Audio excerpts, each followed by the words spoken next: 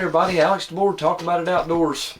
If you don't know who I am the host of Talk About It Outdoors podcast with Nick Wilson and Cody Watson. You can find that over on all of our social media platforms.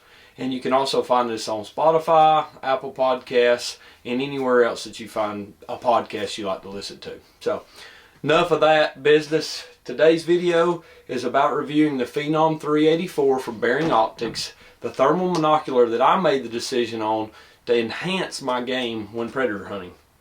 Now, I was a little bit taken away when I couldn't find any reviews on this monocular because I don't think anyone out there has decided to do one yet.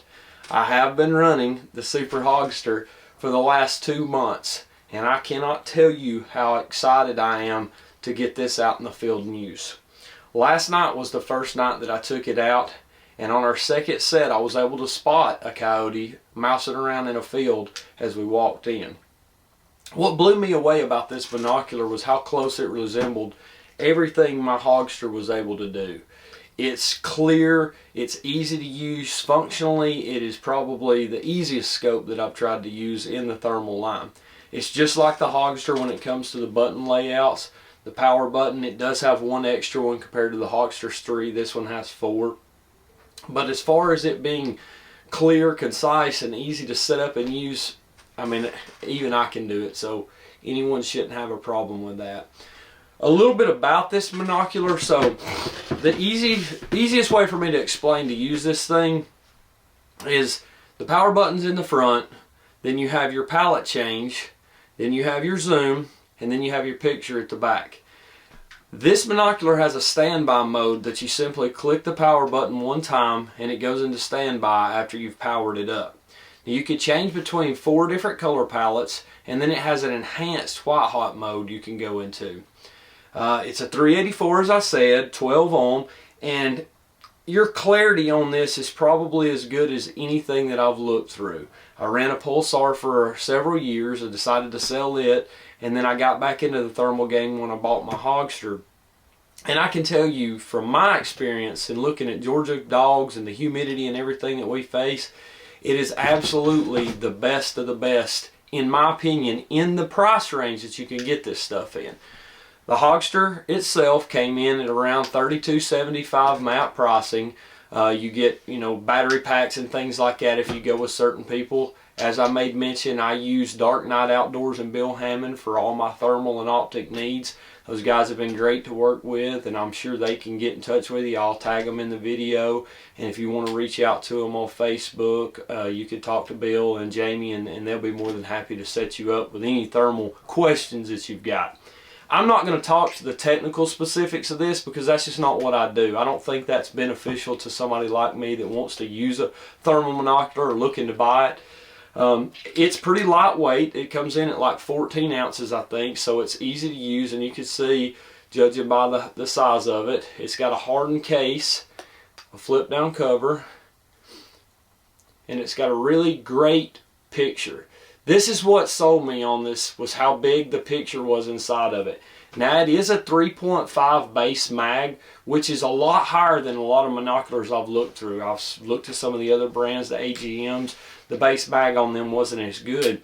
And I really wanted something that when I looked through this in the field and I'm scanning, when I went back to my scope, if I saw something I wanted to shoot at after I'd identified whether it's a coyote, a fox, a bobcat, if those are in season where you're at, I wanted to be able to swap between this and my scope very easily.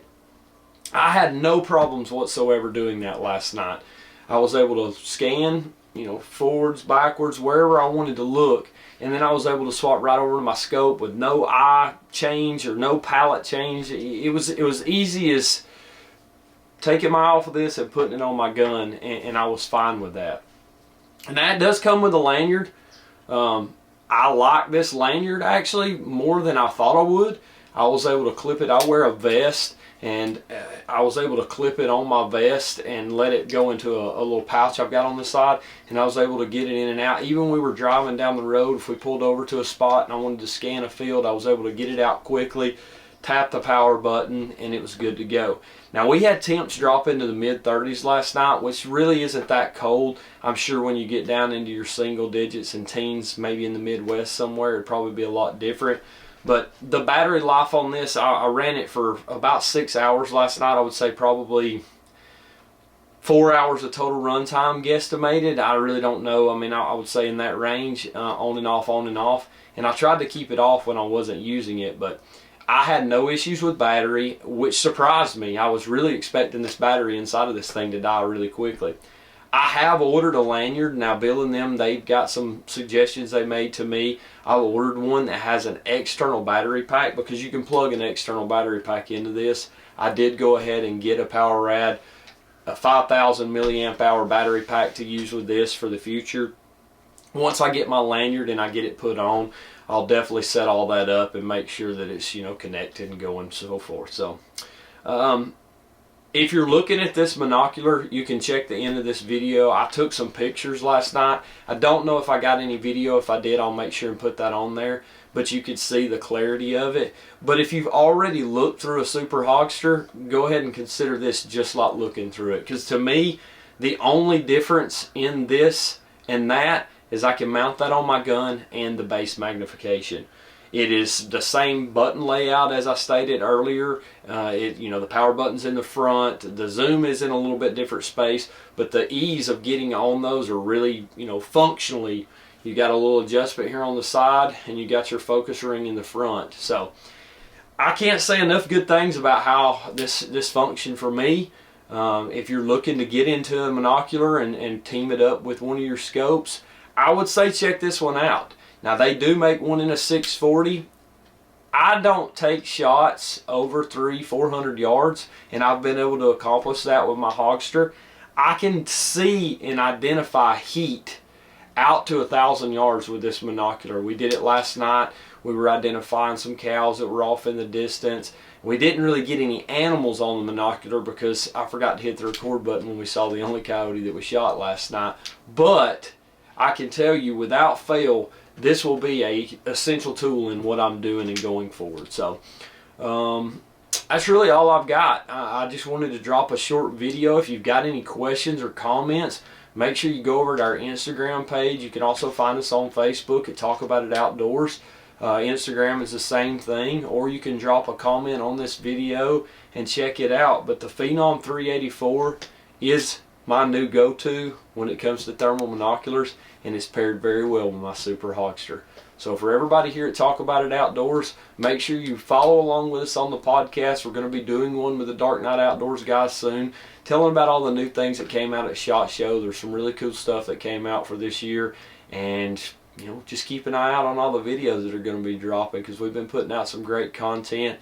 You know, turkey season's coming up, and I'm not a turkey hunter, but my boys are. So hey, as it goes, remember, smile as you go, but don't forget, mount the memories.